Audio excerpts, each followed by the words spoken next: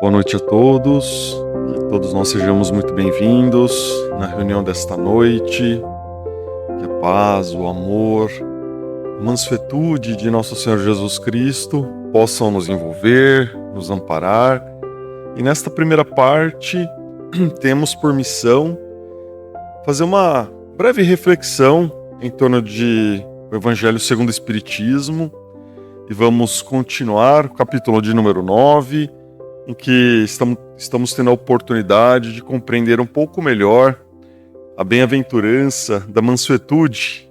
Bem-aventurados os mansos e pacíficos.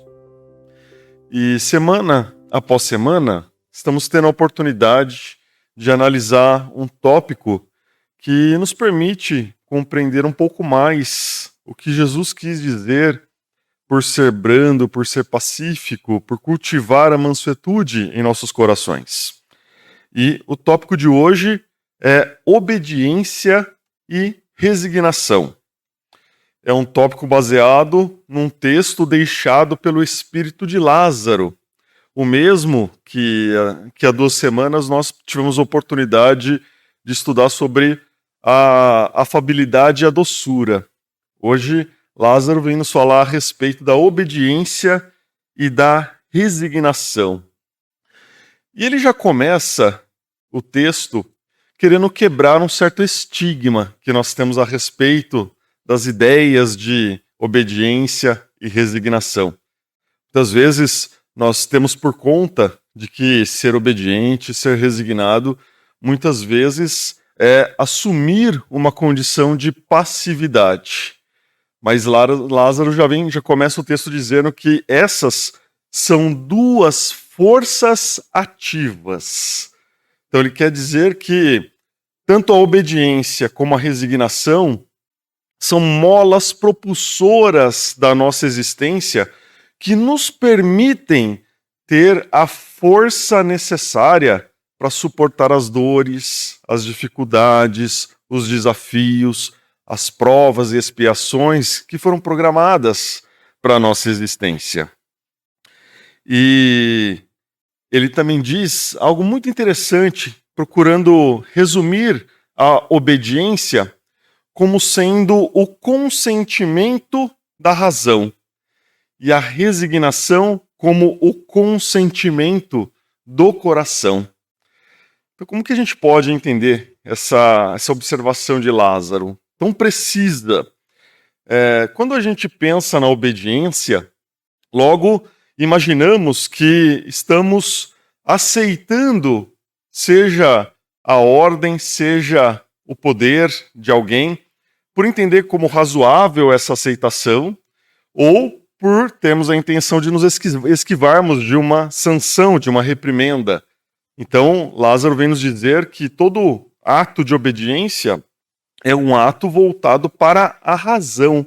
Nós precisamos construir um sentido em nossa mente que faça com que entendamos que devemos ser obedientes ou desobedientes a determinada lei, a determinada regra, a determinada pessoa, a determinada instituição.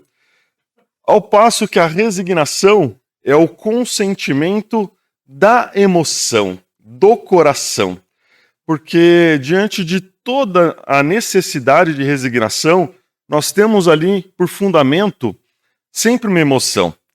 Porque diante de um problema que nós estamos enfrentando, nós podemos reagir de maneira compreensiva, paciente, serena, ou podemos nos revoltar, nos indignar, não aceitar.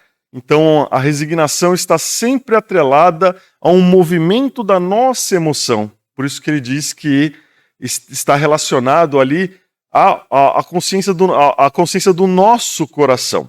Né?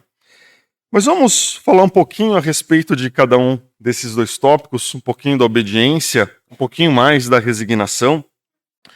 E obediência, como a gente ponderou aqui, num sentido mais popular, digamos assim, nós sempre estamos diante de uma percepção que nos inspira um respeito a uma autoridade, um temor ou um medo, né? Um respeito por uma consciência, porque nós entendemos que aquela autoridade é sadia para nós, ou porque nós temos um receio, um medo daquela autoridade. Mas do ponto de vista das lições que são trazidas por Jesus, a gente pode procurar compreender o significado de obediência de uma forma um pouco mais ampla, um pouco além da percepção que nós temos, que é muito relacionada ainda à nossa organização meramente social, né? E podemos entender que a obediência está muito atrelada ao cumprimento da vontade de Deus. É mais ou menos nesse sentido que a lição da noite vem nos querer mostrar a direção para nós compreendermos o significado de obediência. É entender que todos aqueles que caminham respeitando as leis de Deus, em harmonia às leis de Deus, é alguém obediente. Todos que, por outro lado, escolheram caminhar de uma outra forma, estão num nível de desobediência, estão não observando as leis de Deus. Até por esse motivo, a obediência se manifesta pela razão, porque para que nós sigamos as leis de Deus é necessário que nós conheçamos as leis de Deus, que nós tenhamos passado por um processo de educação para conhecê-las e aí realmente termos as condições de escolher aplicá-las em nossa vida ou não. Então, por isso que a obediência está ligada ao pensamento, à compreensão, à razão, e ao longo das nossas reencarnações, todos nós estamos passando por esse processo educativo, para que vida após vida, experiência após experiência, nós possamos compreender com mais clareza o sentido das leis de Deus. E temos, pela doutrina espírita, a oportunidade de ver as lições de Jesus sendo nos trazidas de maneira clara, objetiva, para que a gente não possa mais negar o conhecimento. E a partir desse conhecimento cabe aí o desenvolvimento moral, para que nós compreendamos que temos de seguir essa lei porque ela é benéfica para o nosso caminho. Ela é necessária para que a gente consiga o progresso espiritual. E aqui me ocorre a realizar uma comparação de dois jardins aqui. Nós podemos revisitar lá o livro da Gênesis, lá no Antigo Testamento, lá no capítulo 2, 3, nós vamos ver que tinha o Jardim do Éden lá. Aí tínhamos a figura de Adão e Eva. O que Adão e Eva receberam? Receberam uma ordem de Deus. Eles não podiam comer determinado fruto. E o que eles fizeram? Eles preferiram fazer prevalecer a vontade deles e comeram o fruto. E como consequência, eles perderam a chance de continuar no paraíso. Pela doutrina espírita, nós temos condições de entender que essa passagem é meramente simbólica, figurativa, para que nós possamos compreender uma lição maior. Então, principalmente no livro A Caminho da Luz, de Emmanuel, nós vamos ver lá um capítulo dedicado à raça adâmica, em que Emmanuel diz que uma das interpretações passíveis para esse trecho é justamente o momento em que a raça que estava em capela já não tinha mais condições de se manter vinculado àquele plano, porque o plano evoluiu, mas algumas mentes não evoluíram juntas. Então era necessário que essas mentes, por desobedecerem à lei de Deus, por não progredirem como as outras e por não progredirem como o seu meio, precisavam então estagiar num outro plano, num plano em emancipação, num plano que poderia continuar dando a essas mentes as lições necessárias para o seu progresso. Então, vieram para a Terra. E quantos de nós aqui, de repente, poderíamos estar desfrutando desse paraíso, de um plano muito menos dificultoso, e estamos ainda aqui no plano terrestre. Mas Adão e Eva também pode ser, ou melhor dizendo, o Jardim do Éden pode ser também uma comparação relacionada à nossa própria consciência. E dentro da nossa consciência nós sabemos quais as leis de Deus que nós devemos seguir? Porque as leis de Deus estão gravadas na nossa consciência. Vamos ver lá, na questão 621 do Livro dos Espíritos. E nesse aspecto, nós temos a liberdade de escolher entre seguir as leis de Deus, entre seguir o caminho da retidão ou nos afastar dele. E aí podemos levar para a nossa vida, para a nossa existência, uma maior tranquilidade, ainda que repleta de desafios, ou podemos trazer a tempestade, a revolta, as dificuldades ampliadas. Agora vamos pegar um outro jardim. Páginas seguintes, a gente vê lá o Jardim das Oliveiras. Ali a gente vê um ser já perfeito, um ser já pronto, acabado, aquele que veio nos trazer as lições. A gente vê o nosso Mestre Jesus. E ali a gente vê Jesus no Jardim das Oliveiras se preparando para o suplício da cruz, orando e pedindo a Deus que pudesse orientá-lo. Ele sabia que ele poderia pedir para que Deus afastasse aquele cálice dele, que afastasse aquela experiência dolorosa, mas ele disse ao Pai que não se faça a minha vontade, mas que se faça a sua vontade. Diferente de Adão e Eva, naquele simbolismo que preferiram fazer prevalecer a própria vontade em detrimento à vontade de Deus. Jesus não. Jesus vem vivenciar para nós a obediência. Vem nos mostrar que é necessário que nós confiemos em nosso Pai, porque as situações mais desafiadoras possíveis que podem surgir em nossa vida têm sempre um propósito, uma razão de ser.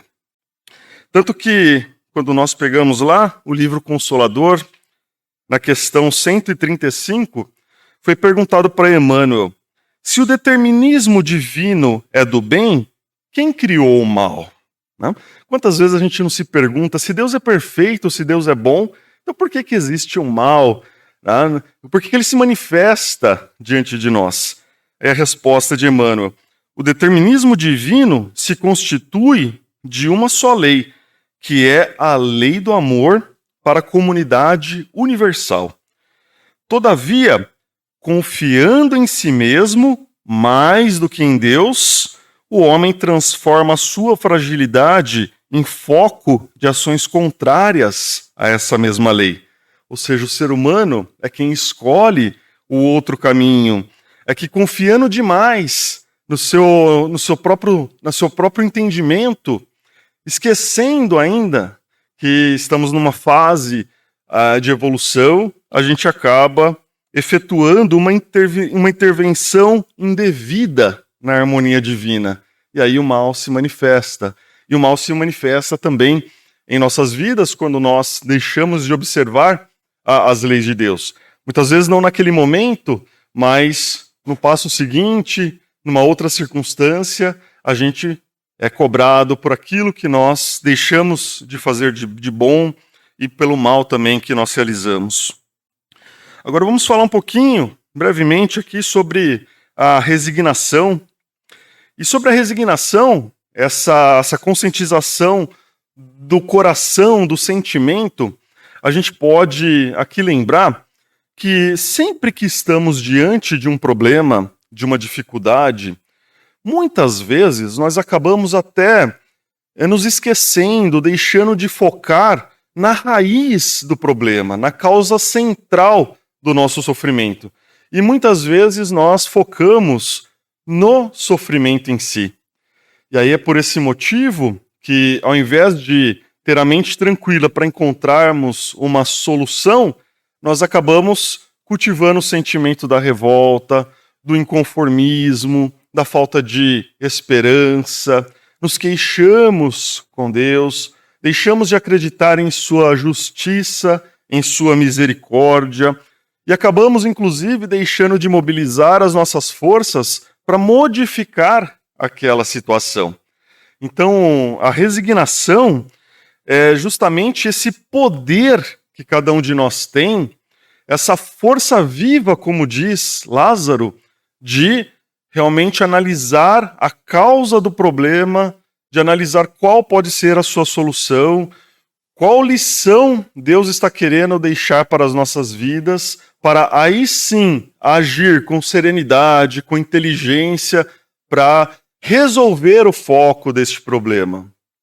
Agora, toda vez que nós deixamos nos descontrolar pela situação, deixamos nos levar por uma emoção sem a razão, sem a serenidade, sem o cuidado, aí a gente acaba desembocando em situações que acabam nos afastando da solução do problema e acaba, por que não, até mesmo nos afastando de Deus. Porque um problema que chega em nossas vidas é como se tivéssemos Deus próximos de nós ali, dizendo, olha, a minha misericórdia se faz aqui em sua vida, nesse momento em que tens a oportunidade de reparar o equívoco do passado, no momento em que tens a oportunidade de progredir pela prova que te ofereço. Então, se nós não nos resignamos, se nós não se revoltamos, nós acabamos nos afastando dessa dádiva de Deus. É muito difícil que a gente tenha essa compreensão, especialmente no momento da tempestade, no momento das dificuldades. Mas nunca nos esqueçamos, estamos todos nos educando espiritualmente. Se agora, nessa reencarnação, a gente ainda não tem essa força, tudo bem, oremos, peçamos, para que se amenize esse nosso desespero, essa nossa angústia, mas um dia a gente vai conseguir. Um dia a gente vai progredir ao ponto de vivenciar experiências dolorosas com a paz de Jesus em nosso coração, porque nós vamos compreender que são remédios salutares para as nossas existências. Quem sabe um dia caminhar como Chico Xavier caminhou, Madre Teresa de Calcutá e tantos outros espíritos excelsos que nos deixaram o seu exemplo como humanos, como ainda aqueles que buscam a perfeição, mas que já estão num nível de compreensão já mais bem estruturado, já muito maior. Mas é por isso que Lázaro, então, vem falar que a resignação é o consentimento do coração, porque a resignação chama a nossa responsabilidade em relação ao controle das nossas emoções, em relação à possibilidade que nós temos de deixar exteriorizar essa nossa força interior, que muitas vezes nós descobrimos quando nós estamos passando pela dificuldade. E aqui não é à toa que o Lázaro vai nos dizer que não adianta nos revoltarmos diante das circunstâncias difíceis da vida, porque toda resistência orgulhosa terá de cedo ou tarde ser vencida. Então olha o recado que o Lázaro está deixando para nós. Toda a nossa rebeldia, o nosso orgulho, as nossas dificuldades de lidar com o problema, porque muitas vezes nós supomos que quem é Deus para trazer um problema para nós? Quem é Jesus para supor que nós precisamos passar pelo que nós estamos passando? Né? Então, o Lázaro vem dizer que tudo isso vai ser quebrado um dia, essa resistência, essa revolta serão quebrados. Porque bem-aventurados, no entanto, os que são brandos, pois prestarão dócil ouvido aos ensinos. Então, olha, toda vez que nós nos revoltamos, nós acabamos fechando os nossos ouvidos para o ensino, para o aprendizado daquela situação. Por isso que a gente vê, muitas vezes, algumas pessoas, às vezes podemos observar isso nas nossas vidas, que a gente passa por problemas recorrentes, que parece que nunca acabam. Né? A gente vence uma etapa, depois vem outra, parece que vem testar aquele mesmo ponto da nossa fragilidade, aquele mesmo ponto da nossa paciência. Esse é um indício de que a vida está querendo nos dizer, olha, é necessário ponderar mais, é necessário, então, absorver de vez essa lição para superá-la, para partir para outras lições, para outros desafios. E para que possamos encerrar essa primeira parte, não tem como a gente analisar essa lição a respeito da obediência e da resignação e não se lembrar de um texto que, curiosamente, está lá no capítulo 2 do livro Lázaro Redivivo. É um texto que vale a pena ser lido, ser relido, pela amplitude do seu significado, pela beleza do seu texto. E lá, o irmão X, Humberto de Campos, assinando como irmão X pela psicografia de Chico Xavier, vai dizer que João, o amado discípulo, foi procurar por Maria para anunciar que Jesus acabava de ser detido. Então o mestre foi detido para passar pelo martírio da cruz. Aí o coração de mãe, consternado, recolheu-se em prece. Rogou a Deus que pudesse salvar o seu filho amado. Afinal, não era Jesus o embaixador divino? Ele não nascera para salvar os oprimidos, curava os leprosos, fazia os paralíticos levantarem, os cegos enxergarem. Então, Maria pensou que Deus teria misericórdia de Jesus naquele momento. Então, Maria confiou a Deus suas preocupações e súplicas e esperou as providências divinas. Entretanto, João voltou e não trouxe notícias muito boas, porque Jesus havia sido naquele momento encarcerado. Então a Mãe Santíssima voltou à oração, implorou ajuda a Deus. Seu coração de mãe queria de alguma forma fazer algo, quem sabe procurar as autoridades, mas sendo pessoa humilde, pobre, não teria ali condição alguma de obter a atenção das autoridades da terra. Mas seu coração continuava esperançoso no sentido de que Deus iria salvar seu filho. Aí mais tarde, João voltou e lhe comunicou que Jesus havia sido acusado pelos sacerdotes. Maria, então, resolveu seguir o seu filho de perto. Abrigou-se num manto discreto e seguiu para a via pública, multiplicando as rogativas ao céu. Acreditava que Deus ainda poderia mudar o destino do seu filho. Mas o que Maria viu foi seu filho vestido com uma túnica de ironia, ostentando nas mãos a cana suja, como se fosse um cetro. Viu sangue escorrendo pelo rosto de Jesus, e mesmo daquela situação dolorosa, Maria viu seu filho sereno e resignado lhe direcionar um olhar, o olhar mais significativo de sua existência. Maria entendeu que Jesus lhe convidava à oração e pedia confiança no Pai. Então Maria se conteve e continuou seguindo Jesus em seu martírio, rogando a proteção divina. Aí lembrou da infância de Jesus e que guardava a impressão de que a estrela brilhante que havia anunciado o seu nascimento resplandeceria no alto. A multidão parou para que o governador romano se pronunciasse e Maria estava confiante. Quem sabe Deus inspiraria o juiz daquela causa e poderia dar ali um desfecho diferente, poderia ali libertar Jesus. Pôncio Pilatos, então, numa grande artimanha, convidou o povo para escolher entre Jesus e Barrabás. O coração de Maria encheu-se de alegria. Afinal de contas, seu filho havia legado uma série de bênçãos para aquele povo. Não seria possível que eles escolheriam um ladrão ao invés de Jesus. Mas a multidão escolheu dar a liberdade para Barrabás e escolheu a cruz para Jesus. Em copioso pranto, Maria viu seu filho vergado ao peso da cruz. Caminhava com dificuldade. Mesmo assim, Maria ainda tinha esperanças de que na hora derradeira seu filho seria salvo. Desalentada, ferida, ouvia a voz do filho recomendando-a aos cuidados de João, o companheiro fiel. Registrou-lhe, humilhada, as palavras derradeiras, mas quando a sublime cabeça pendeu inerte, Maria recordou a visita do anjo antes do Natal divino. E em retrospecto maravilhoso, escutou-lhe a saudação celestial. E aí misteriosa força envolveu seu espírito. Ela pensou, sim, Jesus era seu filho. Todavia, antes de tudo, era o mensageiro de Deus. O carinho materno poderia sofrer, contudo, a vontade celeste vibrava. Poderia haver lágrimas em seus olhos, mas brilhariam festas de vitória no reino de Deus. Suplicara, aparentemente em vão, porquanto, certo, o Todo-Poderoso atendera-lhe os rogos, não segundo os anseios de mãe, e sim de acordo com os planos divinos. Ela entendeu que Deus ouviu suas orações, não do jeito que ela pedia, mas ele ouviu.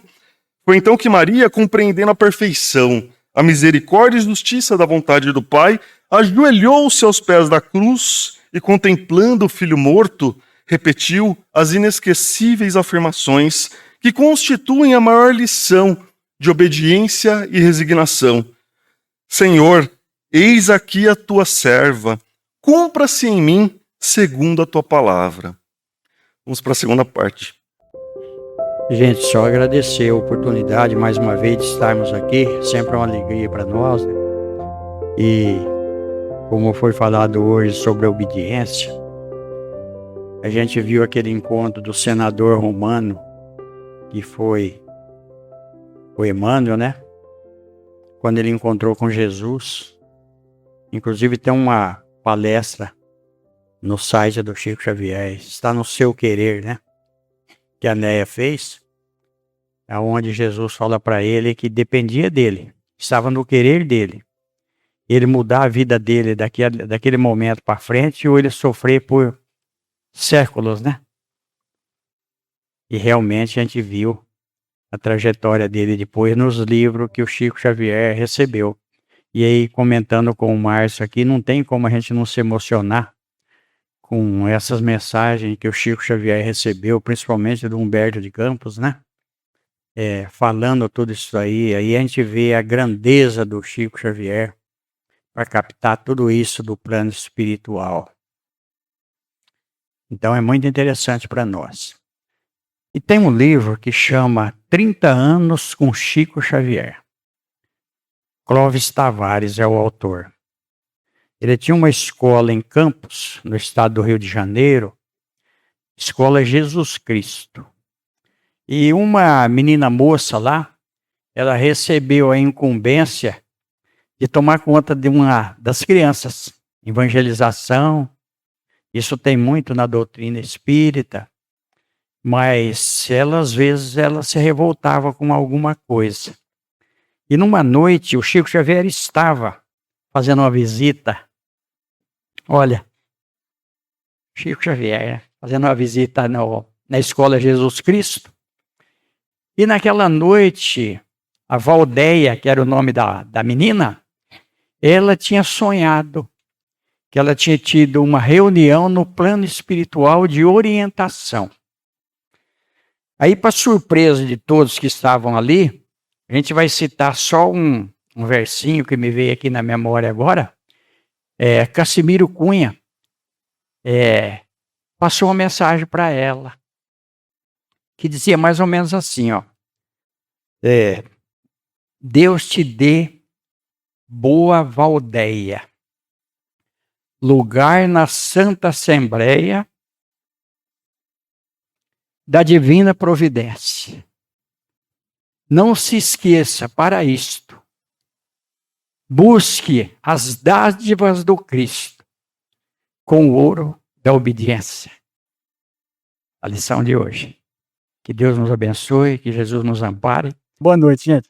Muito obrigado.